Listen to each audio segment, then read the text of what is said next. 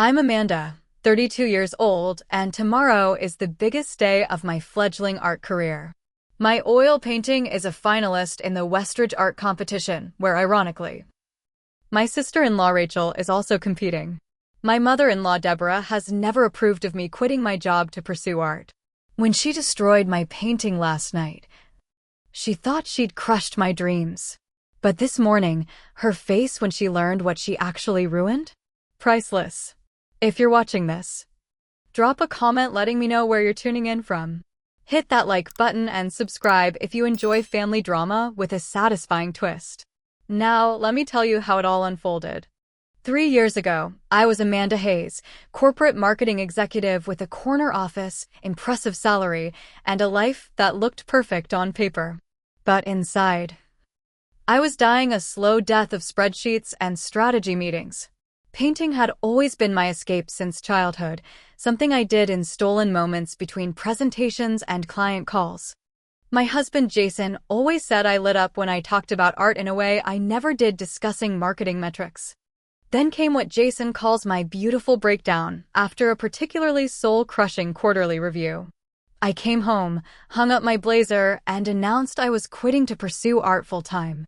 Jason, bless him, simply asked what supplies I needed. His software engineering salary could support us while I learned, and he'd never seen me more certain about anything. Not everyone was as supportive. Enter Deborah Hayes, my mother-in-law and self-proclaimed guardian of family respectability. When we announced my career change at Sunday dinner, her reaction was immediate and cutting. Art? As a career? Amanda, darling, hobbies are wonderful, but they don't pay mortgages, she said, her smile tight as she passed the potatoes. Jason, surely you're not encouraging this experiment.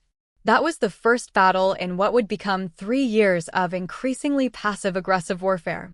Deborah came from old money and older expectations. Her son had done well marrying a marketing executive. An unemployed painter? That wasn't part of the Hayes family narrative. It didn't help matters that Rachel, Jason's younger sister, was an art school graduate with a teaching position at the local university. Rachel had credentials, formal training, connections in the art world. I had enthusiasm and raw talent that my mentor Eleanor kept insisting was special. Eleanor found me at my first amateur exhibition, where I'd nervously displayed 3 landscapes that sold within the first hour. She approached me with her distinctive purple-streaked silver hair and penetrating gaze. You have something interesting happening with your light work, she said. No introduction, no preamble. It's unrefined but instinctive. Are you taking students? I laughed. I'm barely a student myself. Good answer. False confidence is worse than honest ignorance. I'm Eleanor Voss. I teach private lessons. You should join. Eleanor became my guide into the world of oil painting.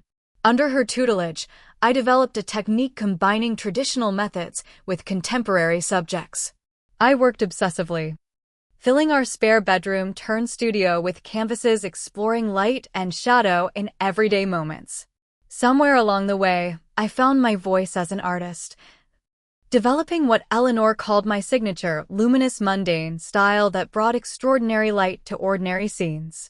The Westridge Art Competition wasn't just any local contest. It attracted serious emerging talent from 3 states, with a judging panel that included gallery owners and established artists. Winning would mean exhibition space, publicity, and potential representation. When both Rachel and I were announced as finalists, the family tension ratcheted up several notches. My competition piece represented months of work, a culmination of everything I'd learned. Titled Threshold, it depicted a woman standing in a doorway between a sterile office and a riotously colorful outside world. The light treatment was the most complex I'd ever attempted, with the artificial fluorescence of the office contrasting with the natural glow of the world beyond. It wasn't hard to see the autobiographical elements, though the woman in the painting had her back to the viewer, face unseen. As the competition approached, Deborah's interference grew more direct. What started as concerned inquiries about my backup plan evolved into direct suggestions about job openings she'd heard about. She began dropping casual mentions of Rachel's preparations for the competition into every conversation, detailed accounts of her progress that felt deliberately designed to undermine my confidence. Rachel's been invited to a special mentoring session with Judge Catherine Lund. She informed me during a family dinner 2 weeks before the competition. Catherine apparently saw her preliminary submission and was quite impressed. Such a valuable connection. Jason squeezed my hand under the table, his silent support a lifeline in these encounters. Later that night, he apologized as he always did. "Mom means well," he said, the familiar refrain wearing thin. "She just worries about stability, about us having a secure future." "Your sister has the same career I do," I pointed out. "Somehow that doesn't seem to concern her." Jason sighed.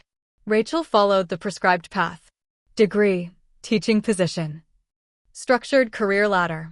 Mom understands that framework. Your path is less conventional, and that scares her. What Jason couldn't quite bring himself to acknowledge was the simpler truth. Deborah had never thought I was good enough for her son, and my career change only confirmed her suspicions that I wasn't Hayes' family material. Every success I achieved was dismissed as lucky. Every setback secretly celebrated as inevitable. The competition loomed larger as the days passed, becoming not just a professional opportunity, but a chance to prove myself to the family that had never fully accepted me. Each brushstroke on threshold carried the weight of that desire for validation, though Eleanor warned me repeatedly about the dangers of creating for others' approval. "Make art that speaks your truth," she told me during our final session before the competition. "The moment you paint for judges or critics or mothers-in-law, you've already lost, regardless of who takes home the prize." I nodded, understanding her wisdom intellectually even as emotionally I yearned for the vindication a win would bring. The competition was just days away, and my painting was nearly complete, needing only final touches and varnishing. I felt both terrified and exhilarated, standing on my own threshold between amateur enthusiasm and professional recognition.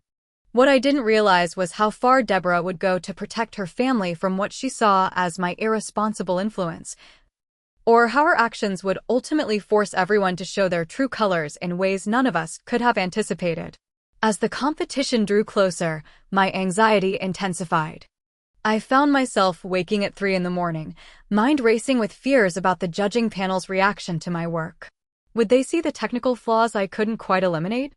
Would they dismiss my self-taught technique as amateurish compared to Rachel's formal training? The more I worried, the more I worked, sometimes standing before my canvas until my legs ached and my eyes burned from concentration. Jason noticed my increasing stress, but didn't know how to help. He brought me tea and sandwiches I forgot to eat, massaged my shoulders when I finally collapsed into bed, and ran interference with his mother's constant calls and texts. Poor Jason. Eternally caught between the women in his life, trying desperately to keep the peace while protecting everyone's feelings. The Wednesday before the competition, Deborah insisted we all come for dinner. "Family support is crucial before big events," she texted, though her idea of support had always been questionable at best. Jason thought it might be a peace offering. I knew better but agreed to go for his sake. The dinner was a masterclass in passive aggression. Deborah had prepared Rachel's favorite foods, reminisced about Rachel's childhood art prizes, and prominently displayed Rachel's previous competition certificates on the sideboard. When I offered to help in the kitchen, she patted my hand condescendingly. "No need, dear. I know artistic types aren't always domestic. Rachel is the exception, of course. Art degree and still makes a perfect soufflé. Such discipline in everything she does." Rachel, to her credit, looked uncomfortable with the blatant favoritism, though we had never been close. I sometimes caught flashes of what seemed like genuine empathy in her eyes when her mother was being particularly difficult. That night, she attempted a few redirections of the conversation, asking about my painting process in what seemed like sincere interest. Before I could respond, Deborah interjected, "Amanda uses such unconventional methods. Not having formal training gives her such freedom from rules." Right, Amanda? The statement was designed to sound complimentary while actually highlighting my lack of credentials. I smiled tightly and took a large sip of wine. Different approaches suit different artists, Rachel said quietly. Some of the most innovative work comes from self-taught artists. Deborah's smile didn't reach her eyes. Of course, darling. But there's something to be said for understanding fundamentals before breaking rules.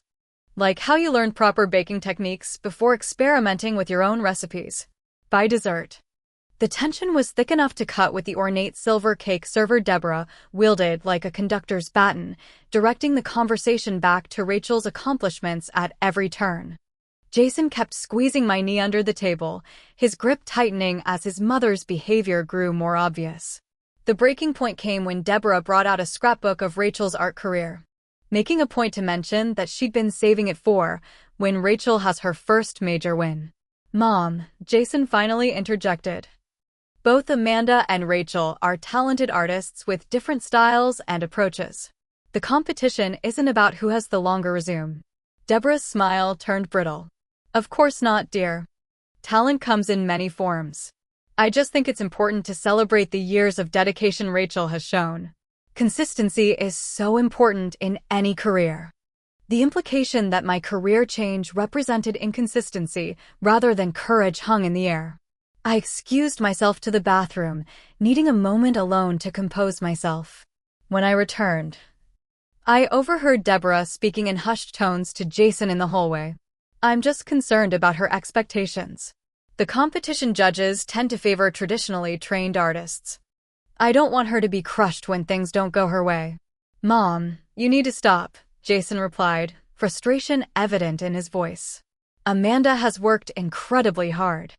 Her painting is extraordinary. You're biased, darling. It's sweet, but not helpful. Sometimes loving someone means helping them face reality. I cleared my throat and they both turned. Deborah not even having the grace to look embarrassed at being overheard. The drive home was silent until Jason finally spoke. I'm sorry about tonight. Mom was out of line. She doesn't think I have a chance of winning, I said flatly. She doesn't understand your work. She's looking at this through a very traditional lens. Be honest, Jason. It's not just about the art. She's never thought I was good enough for you. He didn't deny it, which was answer enough. The next day, I called my friend Claire. The only person besides Jason who truly understood what this competition meant to me. Claire had been my champion since day one, attending every small exhibition, helping me photograph pieces for my portfolio, and providing unfiltered feedback when I needed it most. Your mother-in-law is a psychological terrorist, Claire declared after I recounted the dinner. And the worst part is she probably genuinely believes she's helping. She wants me to withdraw from the competition, I admitted. She didn't say it directly, but the message was clear. She thinks I'm going to embarrass myself and, by extension, the family. Screw that, Claire said with characteristic bluntness. Your painting is incredible. Even if you don't win, you absolutely deserve to be a finalist. After talking with Claire, I returned to my studio with renewed determination. I worked through the night, refining details on threshold that only I would notice, but that mattered to my artistic integrity. As dawn broke, my phone rang. It was Marcus Westrich himself, founder of the competition and head of the judging panel. Amanda Hayes? Just confirming you'll be bringing your piece tomorrow for final placement. We need all works delivered between 9 and 11 a.m. The call made everything suddenly, terrifyingly real. Yes, I'll be there, I promised, my voice steadier than I felt. Looking forward to it. Your preliminary photos showed remarkable promise. After hanging up, I sat staring at my painting in the early morning light. Whatever Deborah thought, whatever outcome awaited, I knew this piece represented my truth. My journey from corporate captivity to creative freedom. My threshold crossed. That conviction would be severely tested sooner than I could have imagined, as Deborah made her final, desperate attempt to save her son from my irresponsible influence. Friday dawned bright and clear, the day before the competition. I woke early after a fitful sleep, immediately drawn to my studio to make the final adjustments to Threshold. The painting was essentially complete, needing only minor touch-ups and a final inspection under different lighting conditions to ensure it was ready for judging. Jason had already left for work, leaving a pot of coffee and a note wishing me luck with my final preparations. He would be working late again, finalizing a project before taking the weekend off to support me at the competition. His absence was both a relief and a disappointment. I wanted space to focus, but also craved his steadying presence as my nerves intensified. Around 10. As I was carefully examining the upper left corner, where the light transitioned from artificial to natural, the doorbell rang. I wasn't expecting anyone and briefly considered ignoring it, but the persistent ringing suggested whoever it was wouldn't be easily deterred. I opened the door to find Deborah standing on my porch, immaculately dressed in a cream-colored suit that probably cost more than all my art supplies combined. Her expression was grim determination thinly veiled by social politeness. "Amanda, I hope I'm not interrupting your work," she said, managing to make my profession sound like a dubious hobby. "I thought we should talk before tomorrow." Every instinct warned me not to let her in, but years of trying to maintain family harmony overrode my better judgment. "I'm quite busy with final preparations, but I can spare a few minutes," I said, stepping aside to let her enter. Deborah surveyed our living room with the subtle disdain she always exhibited in her home, as if our comfortable, modest furnishings were a personal affront to her standards. She declined my offer of coffee and got straight to the point. "I've been thinking about your situation, Amanda, and I believe I've found a perfect solution. My friend Margaret runs the marketing department at Hayes Foundation. She mentioned they're looking for a creative director, and I took the liberty of mentioning your background." I stared at her, momentarily speechless. The Hayes Foundation was Deborah's family's charitable organization, a prestigious institution that would indeed look impressive on a resume.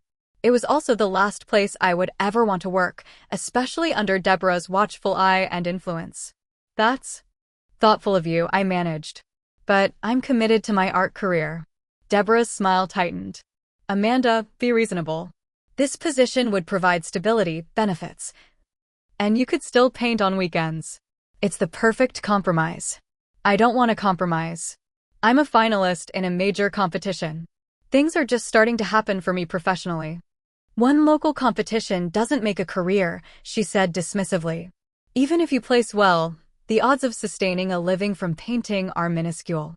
You know this." Her condescension ignited something in me. "With all due respect, Deborah, I didn't ask for your help finding employment. I'm perfectly happy with my current path. And what about Jason?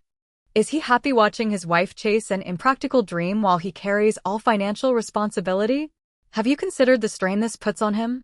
The accusation struck a nerve, as she knew it would.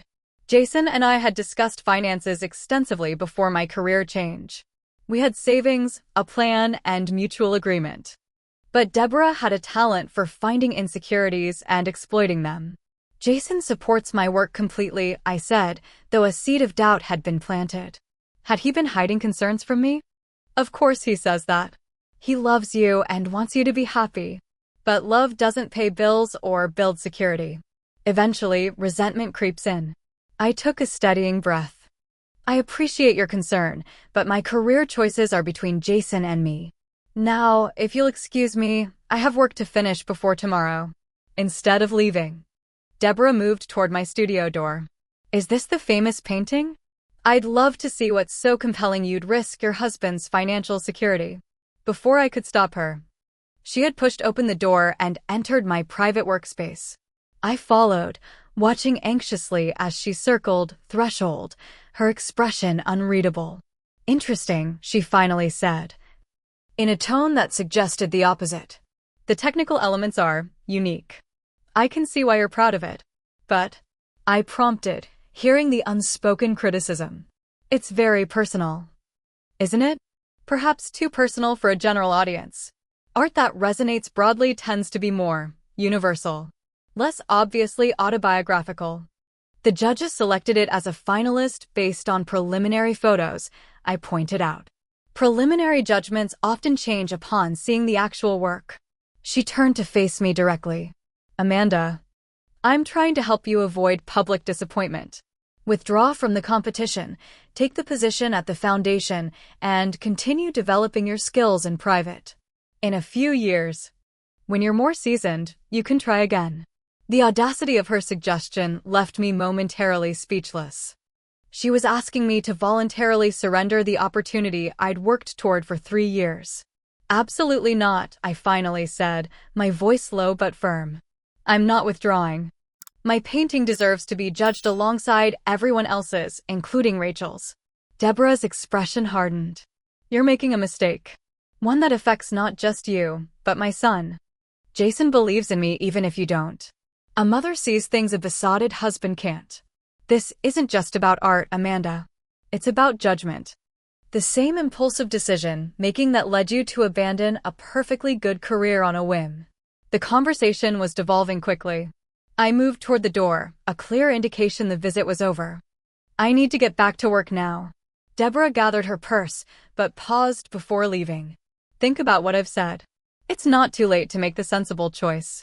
After she left, I called Claire, hands shaking with suppressed rage. She wants me to withdraw, I said without preamble when Claire answered. She actually had the nerve to line up a job for me at her family foundation. That manipulative witch, Claire gasped. Please tell me you told her where to stick her job offer. I was more polite than that, but the message was clear. God, Claire, she examined my painting like she was evaluating a child's refrigerator drawing. She's trying to sabotage you because she's threatened. Your success would prove her wrong about you. She said I should keep painting privately until I'm more seasoned. Translation. Hide your mediocre art where it won't embarrass the family. Claire was quiet for a moment. Amanda, I don't want to alarm you, but given how determined she seems, maybe you should take precautions with your painting. What do you mean? I don't know exactly. Just be careful. Someone that controlling might not accept being told no. I dismissed Claire's concerns as overprotective, but a nagging unease followed me through the afternoon as I finished my work. Around 5, I received a text from Marcus confirming the next day's schedule.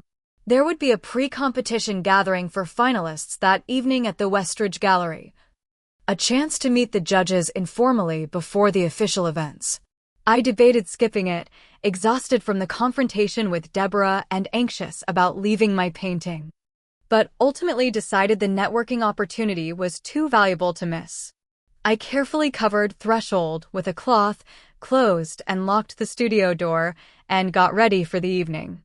Jason called as I was leaving. Sorry about working late. How's the painting looking? Finished and ready, I said, not mentioning his mother's visit. No point adding to his stress when he was already working overtime. I'm heading to a finalists gathering at the gallery. That's great. I should be home around 11. We can celebrate your last night as an undiscovered artist. His confidence warmed me. Love you. Don't work too hard. The gathering was simultaneously inspiring and intimidating. 20 finalists mingling with judges and gallery owners, everyone exuding artistic confidence I tried my best to imitate. Rachel was there, surrounded by admirers from the university. But she broke away to approach me as I stood awkwardly by the wine table. Congratulations on making finals, she said, seeming genuinely warm. Mom mentioned she stopped by today. I hope she wasn't too. Mom about everything. The diplomatic phrasing made me smile despite myself. That's one way to put it. Rachel looked apologetic. She means well. But subtlety isn't her strong suit. Subtlety, boundaries, respect for others' choices, I added, then caught myself. Sorry, that was unprofessional. No, it's fair. Rachel surprised me by saying, Mom can be overwhelming when she has a specific vision for how things should be.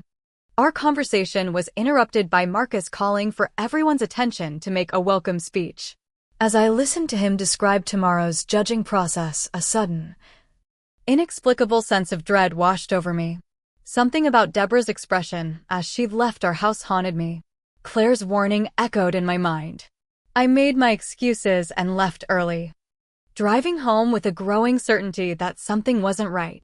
The house was dark and quiet when I arrived, Jason still at work.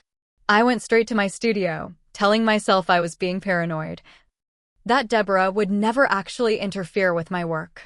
The studio door was locked, just as I'd left it. I exhaled in relief, feeling foolish for my concerns. Everything was fine. Tomorrow would go as planned.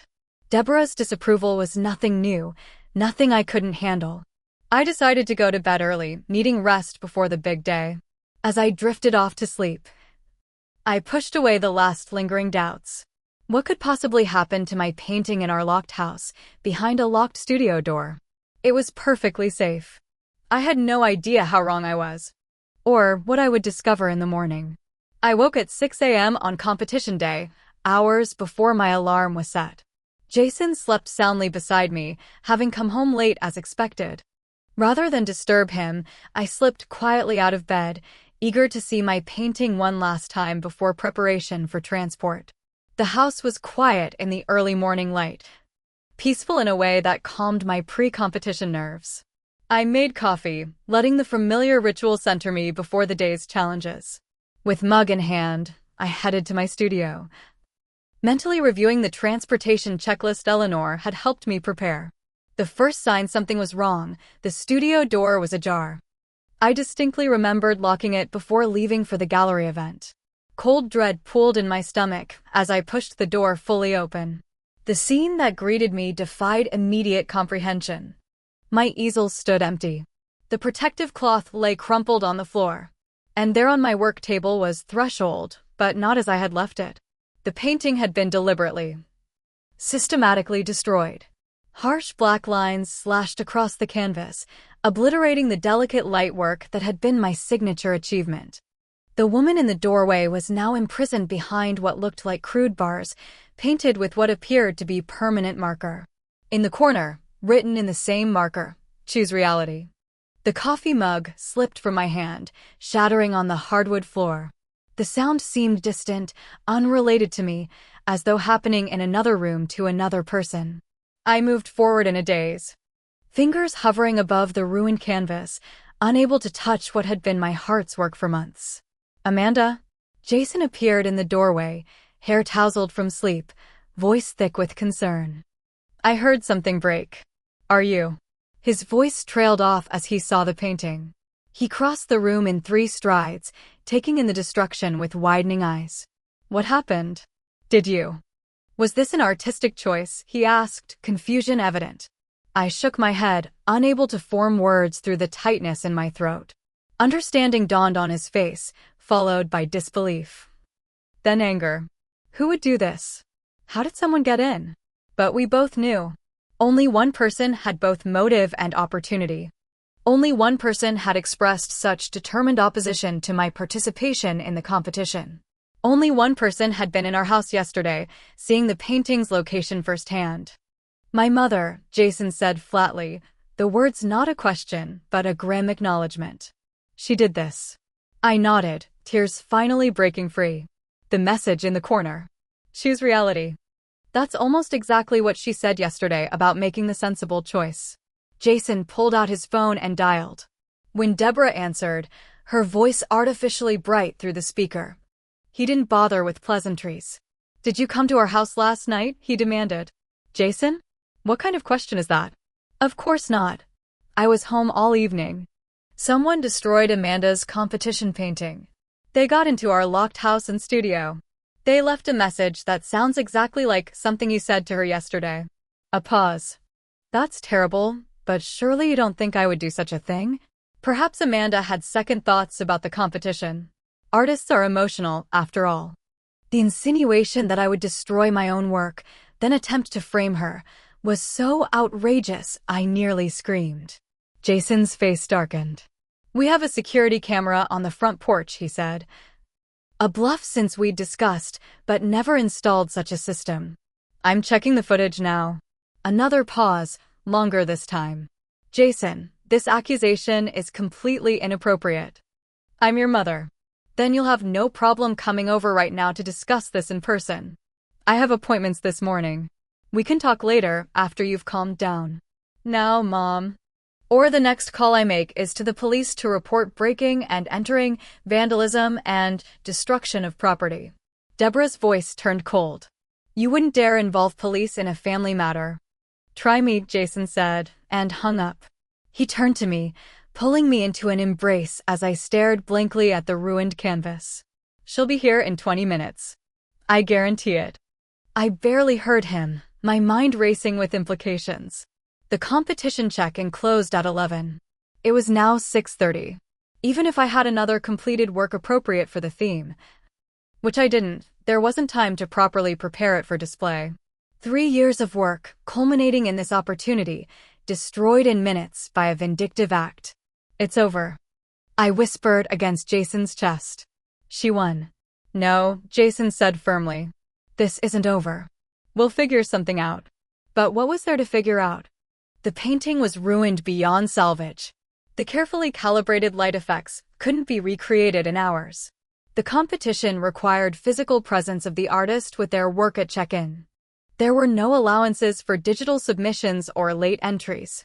I sank to the floor, heedless of the broken ceramic shards from my mug, overwhelmed by the magnitude of the sabotage. Jason knelt beside me, gathering the larger pieces while watching me with growing concern.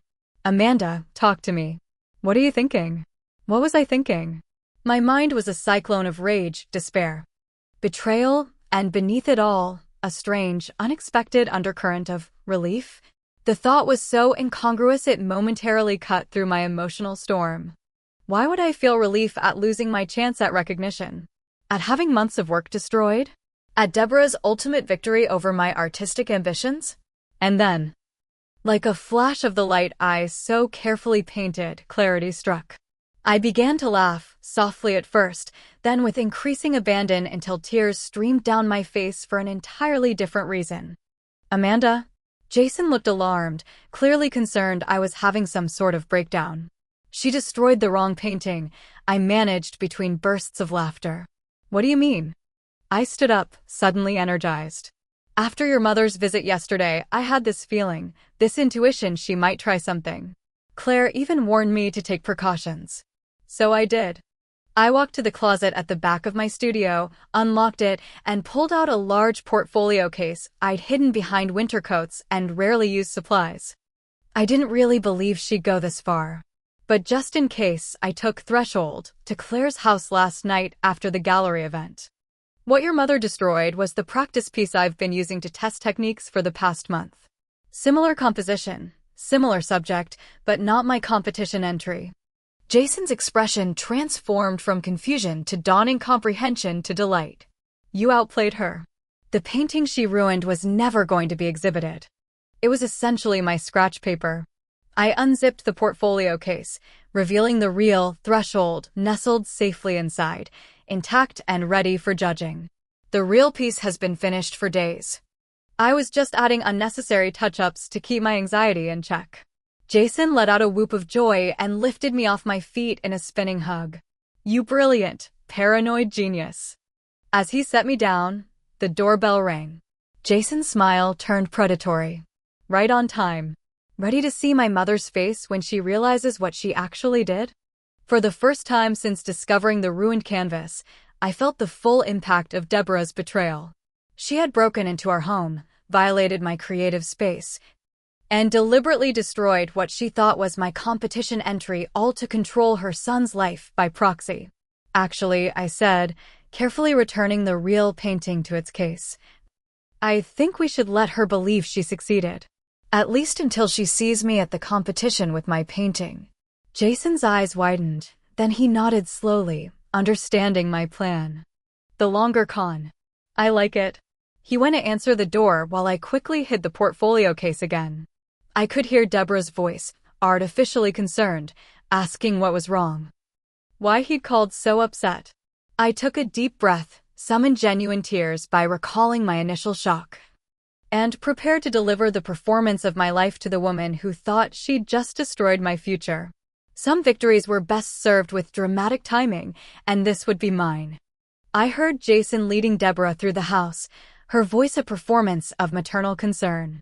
Darling, you sounded so upset on the phone. What's this about Amanda's painting? I'm sure whatever happened can be fixed. I positioned myself in front of the ruined canvas, shoulders slumped in defeat, eyes red from the tears I'd summoned. When they entered the studio, Deborah barely suppressed a gasp. Whether from shock at the destruction or surprise at seeing me there, I couldn't tell. Oh my goodness, she exclaimed, hand fluttering to her throat. What happened here? The performance was impressive. If I hadn't been certain of her guilt, I might have believed her surprise was genuine. Someone broke in last night, Jason said, watching his mother closely. They specifically targeted Amanda's competition painting.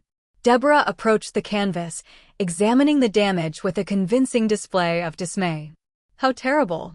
Who would do such a thing? Interesting question, I said, my voice deliberately hollow. The house wasn't broken into. No other valuables were touched. Just my painting. Destroyed with a message telling me to choose reality. Deborah's eyes flicked to the corner where the words were written, then quickly away. A minute tell, but Jason and I both caught it. Perhaps it was another competitor, she suggested. These contests can bring out the worst in people. The other competitors don't have keys to our house, Jason countered. Deborah stiffened slightly. What exactly are you implying, Jason? I think you know, Mom. This is absurd. I would never. You think I snuck into your house in the middle of the night to vandalize a painting? For what possible reason? I stepped forward. Because you've made it abundantly clear you don't support my art career. Because you offered me a job yesterday and told me to withdraw from the competition. Because you've never thought I was good enough for your son. That's not true, she protested, but weakly. I've only ever wanted what's best for both of you. What you think is best. Jason corrected. Not what we want for ourselves. Deborah's composure began to crack. Even if I disagreed with Amanda's choices, that doesn't mean I would resort to destruction of property. I raised you better than to accuse family without evidence. The evidence is right there, I said, pointing to the canvas. Your message, your handwriting, your sentiment exactly. Coincidence, she insisted, but her confidence was waning. Anyone could have written that. Jason crossed his arms. So you wouldn't mind if we called the police? Had them dust for fingerprints, check security cameras in the neighborhood. Deborah paled slightly. Involving police would only create unnecessary drama. This is clearly a family matter we can resolve privately. So you admit it was you, I pressed. I admit nothing of the sort. But her denial lacked conviction. I simply think escalating this situation would reflect poorly on everyone involved. Jason had never looked at his mother with such clarity before. I watched as decades of making excuses for her behavior fell away, revealing the manipulative core he'd always protected himself from seeing. You really did this, he said quietly. You broke into our home and destroyed Amanda's work because it didn't fit your vision of our lives. Something in Deborah finally snapped. I did what any mother would do. She's dragging you down with this artistic fantasy. 3 years of playing at being a painter while you support her. It's not right, Jason. You deserve better. The admission hung in the air between us. Jason looked stunned despite having suspected the truth. I deserve to make my own choices, he said finally. And I choose Amanda. I choose supporting her dreams just as she's always supported mine. Deborah turned to me, desperation replacing her usual composure. The painting wasn't even that good. Technically flawed. The judges would have seen that immediately. I saved you from public humiliation. That wasn't your decision to make, I replied, surprised by the calm in my voice. It wasn't your work to destroy. It's done now, she said, gesturing dismissively at the ruined canvas. You can't enter the competition. Maybe now you'll consider the position at the foundation. It's still available. The audacity was breathtaking. She had sabotaged my opportunity, then immediately offered her alternative as consolation. The perfect illustration of her controlling nature. I think you should leave, Jason said, his voice strained but firm. Jason. Be reasonable. What's done is done. We need to move forward constructively. Leave, Mom. Now. I'll contact you when I'm ready to talk about this, but it won't be today. Deborah gathered her purse, affronted dignity replacing her momentary vulnerability. You're upset. Both of you. We'll discuss this after the competition when emotions aren't so high. There is no competition for me now, I reminded her, maintaining my facade of defeat. Perhaps that's for the best, she said, unable to resist a final twist of the knife. Not everyone is meant for public scrutiny. After she left, Jason and I waited in silence until we heard her car pull away. Then we burst into simultaneous laughter, the release of tension almost euphoric. Did you see her face when she admitted it? Jason marveled. She actually thought she was helping us. The worst part is, she really believes that," I said, retrieving the real threshold from its hiding place. In her mind, she's the hero of this story, saving her son from his misguided wife. Jason shook his head, examining the authentic painting with appreciation. "This is incredible, Amanda. The real thing is even more powerful than the practice piece." I carefully returned the painting to its protective case. I still can't believe I actually anticipated this. When Claire suggested taking precautions, I thought I was being paranoid. "How did you come up with the decoy plan?" "After your mother's visit yesterday, something felt wrong. The way she looked at my painting assessed it. I remembered all those detective shows where they switch out valuable art with replicas before a heist. The practice canvas was similar enough that someone who isn't an artist might not notice the differences, especially in a quick nighttime sabotage. So you took the real painting to Claire's after the gallery event?" I nodded. I told myself I was being ridiculous, that even your mother wouldn't go that far. But something kept nagging at me. Artist's intuition, maybe. Jason looked troubled. I should have seen this coming. All these years, I've made excuses for her behavior. Told myself she just needed time to adjust to changes. She's your mother. It's natural to want to see the best in her. No more, he said firmly. What she did crosses every boundary. Breaking into our home, destroying your work, it's unforgivable. I touched his arm gently. Let's focus on today. The competition.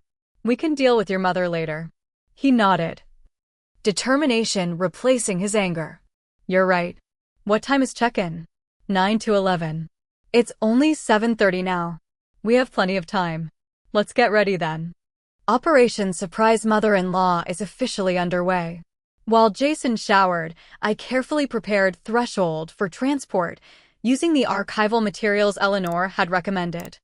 The irony wasn't lost on me that the painting itself depicted a threshold between confinement and freedom, a theme now paralleled in my relationship with Deborah. I had spent 3 years trying to earn her approval, to prove myself worthy of her son and her family name. In destroying what she thought was my work, she had inadvertently freed me from seeking her validation. Whatever happened at the competition today, I had already won a more important victory. The realization was as illuminating as the light I had so carefully rendered on my canvas. Sometimes crossing a threshold means leaving behind not just a place, but the opinions that have confined you. With my real paintings safely packed, I prepared to step into the gallery and show the world and one very surprised mother-in-law exactly what I was capable of creating. The Westridge Gallery buzzed with activity when we arrived at 9:30. Artists wheeled in carefully packaged works, volunteers directed traffic, and early audience members milled about the reception area. Jason carried my painting, wrapped in its protective covering, while I navigated the check-in process. Marcus greeted me warmly at the registration table. Amanda Hayes. Glad to see you. We've got you positioned in the East Wing, excellent natural light there. I signed the necessary forms while a volunteer attached my competitor number to the wrapping. As we followed her to my designated display area, I scanned the room for Rachel or Deborah, but didn't see either. Here we are, the volunteer said, indicating a prime wall space. The judges will begin their first round at noon. Do you need assistance unwrapping or mounting? We've got it, thanks, Jason replied. Once she left, he grinned at me. Still no sign of the saboteur. This reveal is going to be epic. We carefully unwrapped Threshold, and Jason helped me mount it on the display wall. Stepping back to assess the placement, I felt a surge of pride. Whatever happened with the judging, this painting represented my best work, my authentic voice as an artist. It's even more striking in this light, Jason observed. The contrast between the office and the outside world really pops. Amanda? Rachel's voice came from behind us. We turned to find her approaching, elegant in a simple black dress, her expression curious. I thought, weren't you? That's your competition piece? It is, I confirmed, watching her reaction carefully. Rachel looked genuinely confused. But Mom said you had a disaster, that your painting was ruined. She told you that? Jason asked sharply.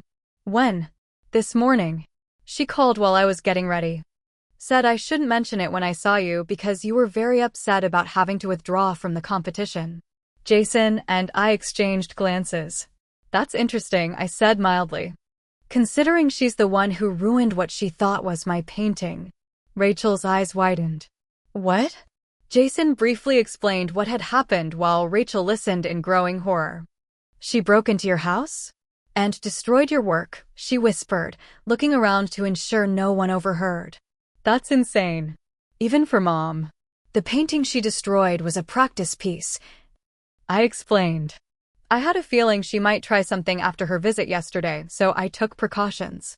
Rachel shook her head in disbelief. I knew she was against your art career, but this is criminal.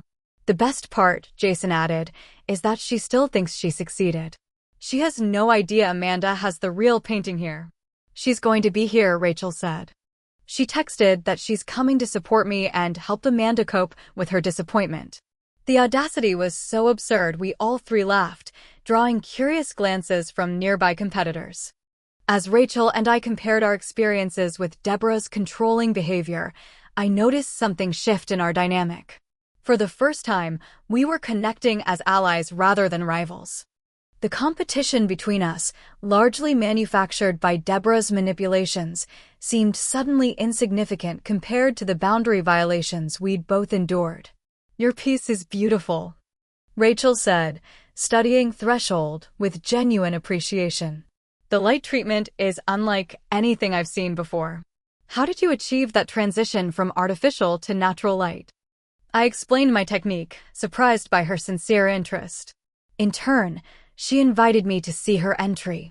A technically impressive portrait series exploring family dynamics that suddenly seemed poignantly relevant given the morning's revelations.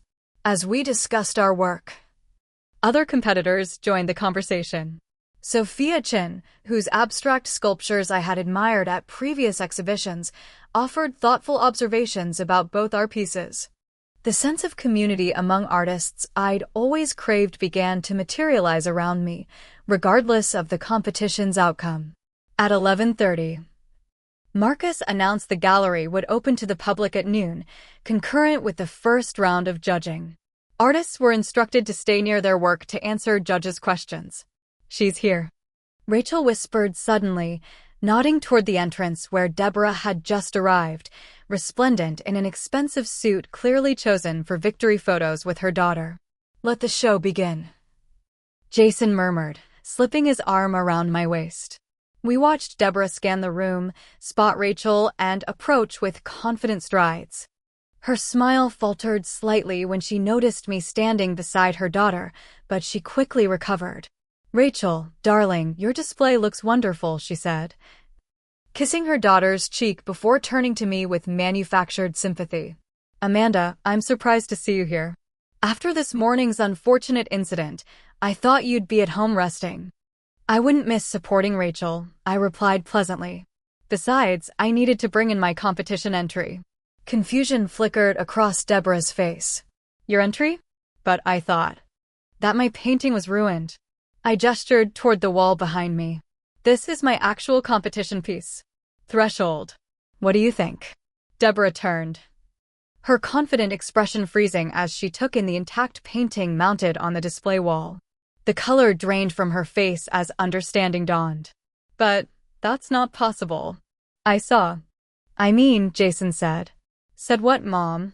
Jason asked innocently. That someone broke into our house and destroyed Amanda's painting? That did happen. But it wasn't her competition piece.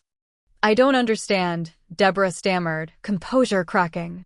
I think you do, I said quietly. The painting you destroyed last night was a practice canvas. The real Threshold was safely stored elsewhere. Deborah's gaze darted between us, calculating damage control. I never admitted to destroying anything. I don't know what you're talking about. Mom, stop, Rachel said firmly, surprising all of us. We know what you did. You admitted it this morning at their house. And you called to tell me Amanda had withdrawn from the competition. I was only trying to protect the family, Deborah hissed, abandoning denial for justification. This obsession with art is destroying Jason's future. My future is with Amanda, Jason replied. supporting her dreams just as she supports mine. You never had the right to interfere. Deborah turned to me, desperation evident in her eyes. It wasn't personal, Amanda. Surely you understand I was thinking of Jason's welfare. By breaking into our home? By destroying something you thought was precious to me? That feels extremely personal, Deborah. Before she could respond, Marcus approached our group. Amanda Hayes? The judges would like to start with your piece, if you're available. Of course, I replied, relief at the timely interruption evident in my voice. As I moved to join the waiting judges, Deborah grabbed my arm. This isn't over, she whispered. You've humiliated me. No, Deborah. I replied calmly. You did that all by yourself. I spent the next 20 minutes discussing Threshold with the judging panel, answering technical questions and explaining my artistic choices. Their engaged responses and thoughtful queries suggested genuine interest in my work, regardless of their final decision. Throughout the afternoon, I observed Deborah from a distance.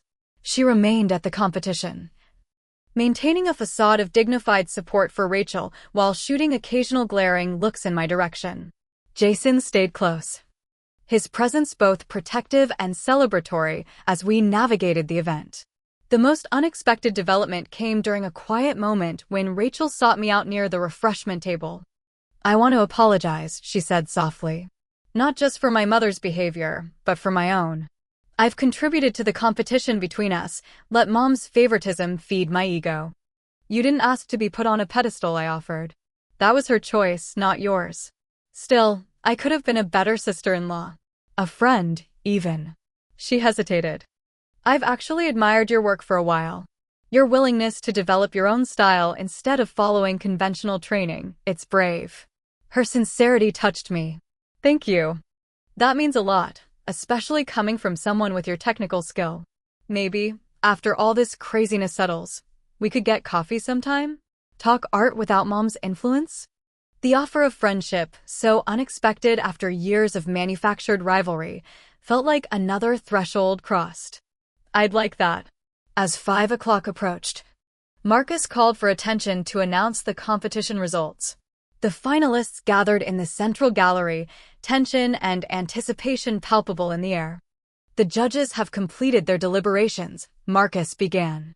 Before announcing our winners, I want to thank all 20 finalists for sharing your remarkable talents with us. The caliber of work this year has been exceptional. I stood between Jason and Rachel, oddly calm despite the moment's importance. Whatever the outcome, I had already won something more valuable than any competition prize, freedom from seeking Deborah's approval, and perhaps the beginning of a genuine connection with Rachel. Marcus continued. Our third-place recognition goes to Sophia Chen for her sculpture series, Unspoken Conversations. Applause filled the gallery as Sophia accepted her award, beaming with pride. Second place is awarded to Rachel Hayes for her portrait collection, Family Reflections. Rachel gasped beside me, genuine surprise and pleasure lighting her face as she moved forward to receive her recognition. I applauded sincerely, happy for her achievement. And our first-place winner. Marcus paused for dramatic effect, receiving exhibition space, a cash prize, and gallery representation, is Amanda Hayes for Threshold. For a moment, I couldn't move, certain I'd misheard. Jason's whoop of joy and the surge of applause confirmed it was real. I walked forward in a daze, accepting the award as Marcus praised the innovative light technique and emotional resonance of my work. Through the crowd, I caught sight of Deborah's face, a complex mixture of shock, disbelief, and something that might have been grudging reassessment. Whatever it was, for the first time since I'd known her, she was seeing me not as a threat to her son's future, but as an artist whose work had been recognized on its own merits. That recognition, I realized, was a threshold of its own. Not just for me, but perhaps for all of us. 3 months after the competition, life had settled into a new rhythm. The exhibition of my work at Westridge Gallery had led to sales, commissions, and interviews with local arts publications. The validation that had once seemed so crucial now felt like just one aspect of a richer artistic journey. Jason and I had moved into a new house with a purpose-built studio flooded with natural light, the proceeds from my sales contributing significantly to the down payment. The shared investment represented a new chapter in our partnership, one where we both contributed to our financial security while supporting each other's dreams. Our relationship with Deborah remained complicated. After the competition, she had retreated into wounded dignity, maintaining minimal contact with Jason and none with me. The silence lasted 6 weeks before practical family matters necessitated communication. The first tentative reconciliation occurred when Jason's father fell ill with pneumonia. In the hospital waiting room, with greater concerns overshadowing past grievances, Deborah and I reached an unspoken truce.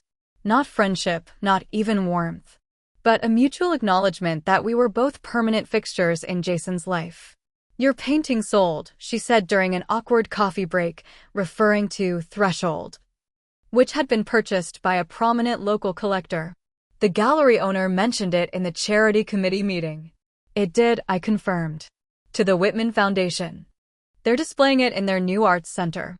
Deborah nodded, seeming to choose her next words carefully. The technique was impressive, even more apparent in person than in the photographs. Coming from Deborah, this grudging acknowledgement was equivalent to effusive praise from anyone else. I accepted it with a simple, "Thank you." When James recovered, family dinners cautiously resumed, though with clear boundaries. Jason had been explicit that any future relationship depended on Deborah's respect for our choices and our home. To everyone's surprise, she seemed to be making genuine, if awkward, efforts. Rachel and I had developed the friendship she'd proposed at the competition, meeting weekly to discuss art and gradually sharing more personal aspects of our lives. Through these conversations, I gained insight into how Deborah's controlling nature had affected Rachel too, just in different ways. "Being the favorite isn't as great as it sounds," Rachel confided during one of our coffee meetings. "There's constant pressure to fulfill her vision of perfection. Any deviation feels like betrayal." "Has she always been this way?" I asked. Rachel considered this. "As long as I can remember. After Dad's first business failed when we were kids, Mom took control of everything. I think she genuinely believes that's how you protect the people you love, control every variable, eliminate every risk." This understanding didn't excuse Deborah's actions, but it helped me view her with more compassion. Her sabotage attempt came from fear, not malice, a desperate bid to protect her son from what she perceived as financial and social instability. The most profound change, however, wasn't in family dynamics, but in my relationship with my own art. Winning the competition had initially seemed like the ultimate validation, proof that my career change had been the right decision. But as I worked in my new studio, I realized the external recognition, while gratifying, wasn't what sustained me. It was the work itself. The quiet hours with brush and canvas. The challenge of capturing light and emotion. The satisfaction of creating something that hadn't existed before.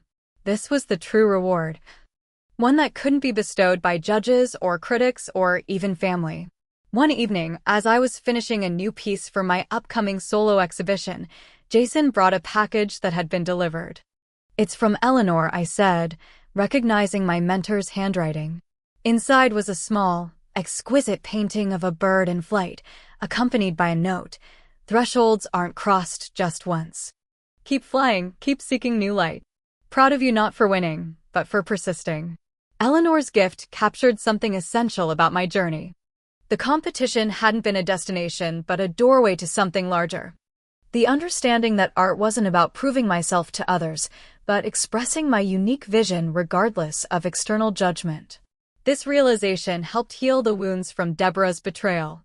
Her attempt to destroy my work had stemmed from her belief that validation came only from conventional success and social approval. By trying to sabotage my competition entry, she had inadvertently revealed the fragility of seeking worth through others' recognition. True security, I was learning, came from within, from the confidence to create authentically regardless of outcome or opinion. This was the threshold I had truly crossed, one far more significant than any gallery doorway. Claire, who had been my steadfast supporter throughout this journey, captured it perfectly during her first visit to my new studio. Look at you now, she said, gesturing around the light-filled space with its in-progress canvases and art books. From sneaking painting time between marketing meetings to this your own artistic haven. You didn't just change careers, Amanda. You reclaimed your life. She was right. 3 years ago, I had walked away from financial certainty into creative uncertainty. The path hadn't been smooth or straight, with detours through self-doubt, family conflict, and even sabotage. But each challenge had strengthened my conviction that I was moving in the right direction, my direction. The most unexpected development came 6 months after the competition. When Rachel approached me with a proposal, a joint exhibition exploring family dynamics through our contrasting styles. Her traditional technique paired with my innovative light work, creating dialogue between different artistic approaches. Mom might actually explode, Rachel joked when I agreed to the collaboration. Her two worlds colliding instead of competing.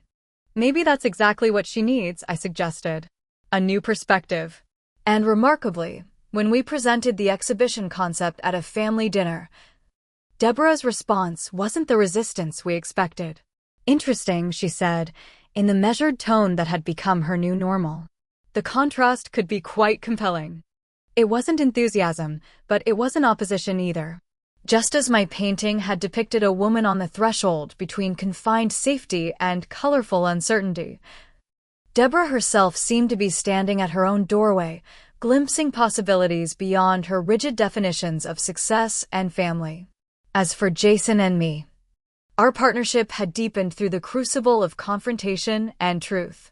By standing together against the attempt to derail my artistic path, we had established our marriage as a sanctuary where both our dreams deserved protection and nurturing.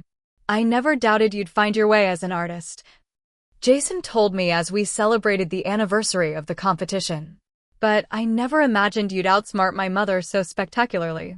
That painting swap was straight out of a heist movie. I laughed, remembering the moment Deborah realized her sabotage had failed. The look on her face when she saw Threshold displayed, that was a masterpiece in itself. The best part is how it changed all of us, Jason reflected. Mom's slowly learning to loosen her grip. Rachel's finding her authentic voice beyond Mom's expectations. And you're creating without needing to prove anything to anyone. He was right. The attempted destruction of my work had catalyzed transformation for everyone involved. By trying to force me back across the threshold into conventional security, Deborah had instead pushed all of us into new territory, the undefined, sometimes uncomfortable. Always authentic space where genuine growth occurs. This was the profound lesson I carried forward. Sometimes the people who try to limit you ultimately free you from seeking their approval. Sometimes destruction clears the way for more honest creation. And sometimes the most important thresholds we cross aren't between physical spaces, but between mindsets, from validation seeking to self-trust. From external definitions of success to internal fulfillment. My journey continues, brushstroke by brushstroke, canvas by canvas. I paint doorways and windows, transitions and passages, each one a reflection of the countless thresholds we all face in lives rich with both challenge and possibility. I paint with the knowledge that some doorways close behind us, some open onto unexpected vistas, and some exist only to show us we've outgrown the rooms we once thought would contain us forever. Have you ever had someone try to hold you back, only to find their opposition made you stronger? Or created a decoy to protect something precious to you? Share your story in the comments below. And if this resonated with you, please like, subscribe, and share with someone who might need encouragement to cross their own threshold today. Thank you for listening to my journey. And remember that sometimes our greatest strength emerges precisely when others try to reveal our weakness.